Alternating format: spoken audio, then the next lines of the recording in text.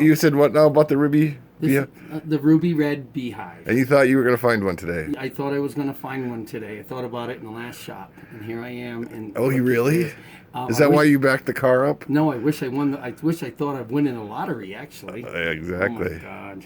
If I win the lottery tonight, I'm going to give it Oh to my you. God, this is beautiful. This is unbelievable. This is the cream of the crop. So we're calling that a ruby Aladdin. A ruby beehive. Aladdin. Ruby red beehive Aladdin. And what do you think it's worth? 300, 400? 5, 6, 7, 8? No, not up that high, but let's say they've reached 800 bucks. There you have it, folks. I'm just telling you, they've reached 800. Now we're talking with the burner. I have it all. I know. I'm just saying. I got everything. Yeah. So I'm gonna just take a picture of it and